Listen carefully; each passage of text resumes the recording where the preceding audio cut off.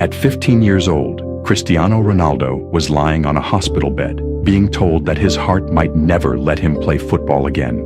He had already left his family, crossed an ocean, moved to a city where nobody believed in him, and survived years of being laughed at and mocked. He had sacrificed everything, and now, just when the world was beginning to notice him, his own body was trying to take it all away.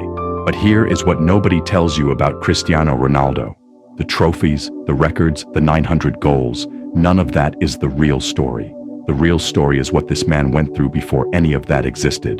The real story is a tiny island, a broken family, a boy with no boots and no backup plan, and a will so ferocious that not even a surgeon's knife could slow him down. This is that story.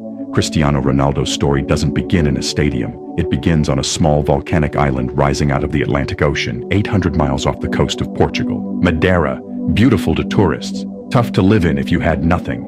In the hillside neighborhood of Santo Antonio in Funchal, in the late 1980s, life was cramped and hard. The streets were narrow and steep. The houses were small, and the Aveiro family, Dinis, Maria Dolores, and their 4 children, lived in one of the smallest. Their house had a tin roof that leaked when it rained. The walls were thin enough that you could hear the Atlantic wind howl through them in winter.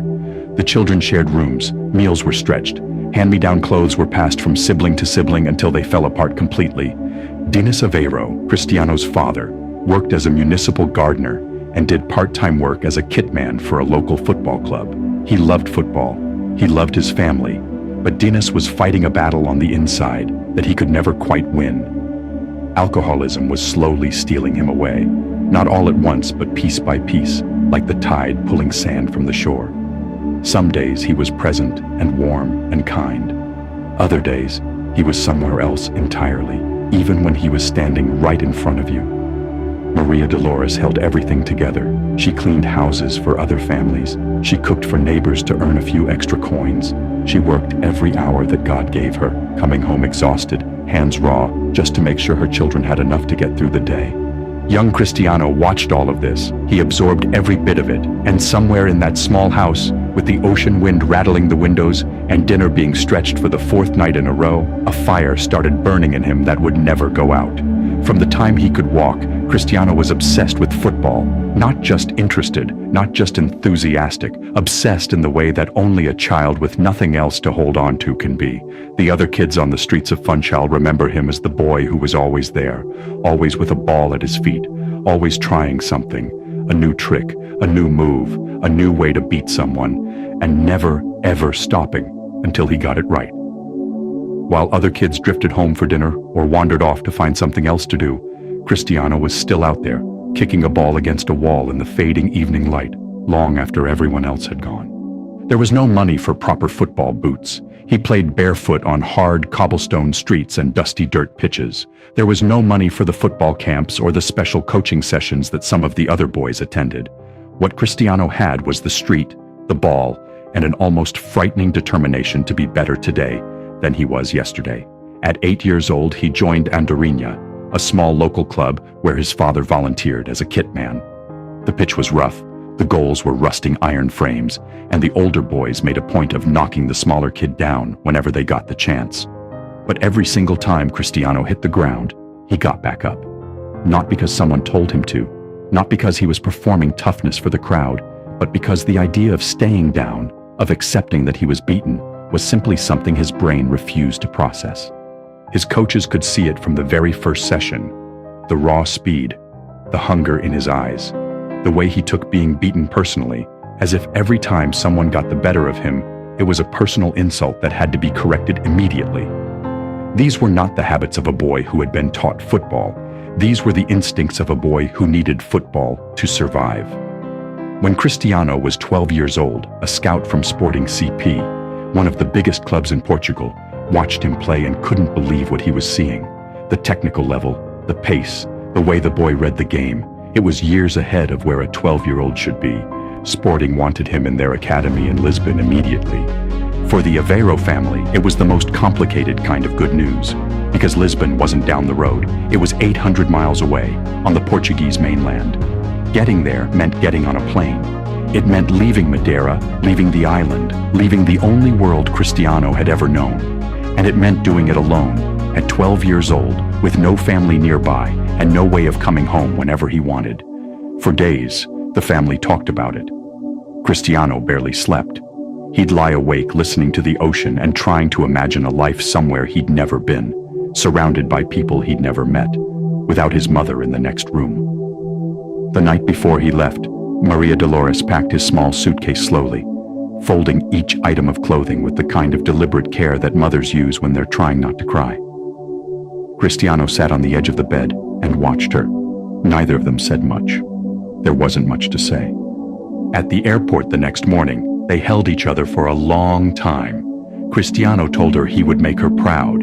He told her he would work harder than anyone. He told her that one day things would be different, for all of them. She kissed his forehead and smiled at him through tears. And then she watched her 12-year-old son pick up his small suitcase, walk toward the departure gate, and disappear into the terminal without looking back. Years later, Cristiano said that was the loneliest moment of his life. Lisbon was nothing like Madeira. It was loud and fast and full of city kids who had been playing football in proper academies since they were 5 years old.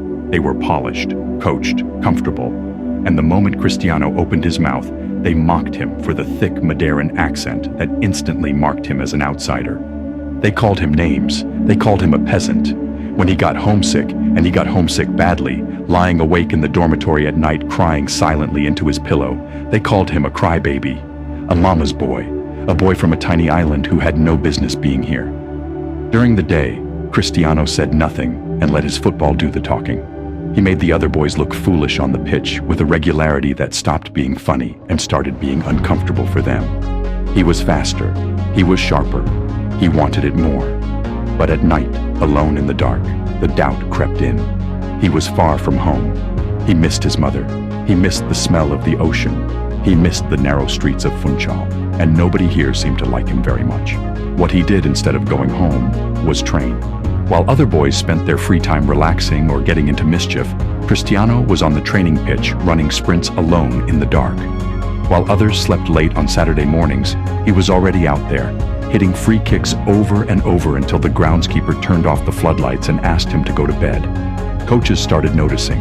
Some thought he was too intense, too obsessed with himself. But the ones who paid close attention realized something important. This wasn't arrogance. This was a boy who had grown up in a leaking house on a tiny island and had been given exactly one chance to escape. He was not going to waste it. And then, at 15, everything almost ended. During a routine medical check at the academy, doctors found something wrong with Cristiano's heart. A racing, irregular heartbeat, tachycardia, the kind of condition that, left untreated, could cause him to collapse on the pitch, or worse, the kind of condition that could end a career before it had truly begun. When the news reached Maria Dolores back in Madeira, she wept. She had let her 12-year-old son leave the island alone. She had watched him grow up from a distance. Through phone calls and rare visits, she had held on to the belief that this sacrifice, his and hers both, was going to be worth it. And now she was being told that his heart might not let it happen at all. Cristiano, when he heard the news, had one question. Can you fix it?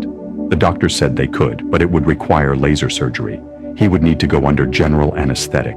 He would need weeks of recovery. He would miss months of training. Cristiano told them to schedule the operation. He went under the knife, and 4 days later, 4 days, he was back on the training pitch. His teammates stood and watched him, stunned. The medical staff came out to tell him to stop. His heart had literally just been operated on. He was supposed to be resting. Cristiano kept running, because in his mind, there was no version of this story where he stopped. There had never been a version of this story where he stopped. Not when the older boys knocked him down in Andorinha. Not when the city kids mocked his accent. Not when his father's illness cast a shadow over his childhood. Not now. There was only forward. There had always only been forward. In the summer of 2003, Sporting Lisbon organized a pre-season friendly against Manchester United. Sir Alex Ferguson's side were one of the most powerful clubs in the world at that time, packed with seasoned internationals, Premier League winners, Champions League veterans. It was supposed to be a warm-up, a comfortable afternoon before the serious business of the season began. Instead, what the United players encountered that day was something none of them had ever seen before. A skinny 18-year-old in a green and white shirt, with wild eyes and electric feet, who spent 90 minutes making some of the best defenders in England look like they were playing in slow motion. Every time he got the ball, something happened. Step-overs so fast they looked like a glitch. Bursts of pace that left fullbacks reaching at nothing. Shots that came with no warning and no mercy. The United players couldn't get near him. And the harder they tried, the more he seemed to enjoy it. By the time the final whistle blew, the United players were not walking toward the tunnel. They were walking toward their manager, Sir Alex Ferguson, and they were not subtle about what they were asking. Sign him. Tonight, whatever it costs. Sir Alex had been in football for 40 years. He had seen thousands of players, hundreds of talents, dozens of special ones. But something about the way this boy moved, the way he competed, the look in his eyes, it was different. He made the call before the team bus left the stadium. For £12.24 million, a record fee for a teenager at that time, Cristiano Ronaldo would leave Sporting Lisbon and wear the number 7 shirt at Manchester United, the same number worn by George Best, Eric Cantona, and David Beckham. The boy from the tin-roofed house in Funchal was going to Old Trafford. England was not easy. Cristiano didn't speak the language. He missed home. The English press were cold toward him at first, suspicious of the boy with the step-overs and the showboating and the flair that seemed more suited to a Brazilian beach than a wet Tuesday night in the Premier League. And Sir Alex, for all his belief in Cristiano, was brutally honest with him from the start. He sat the teenager down and told him plainly, "The tricks are wonderful, the skill is real, but skill alone does not win trophies. End product does. Goals, assists, decisions at the right moment. If you want to be the best player in the world, you have to become more than an entertainer." Cristiano could have reacted badly to that. Some players would have. Instead, he took it as a personal challenge that consumed him entirely. He started staying behind after training sessions that already exhausted his teammates, hitting hundreds of free kicks until he could bend the ball exactly where he wanted it every single time. He went to the gym before training and after training, building his body from that of a skinny island teenager into something that looked like it had been engineered specifically for football. He studied tape. He watched himself. He identified every weakness, his heading, his physicality, his decision-making in the final third, and systematically destroyed them one by one. Season by season, the transformation was visible to everyone. In 2008, it was complete. 42 goals in a single season, a Champions League title, a Premier League title, and his first Ballon d'Or, the trophy given to the best footballer on the planet.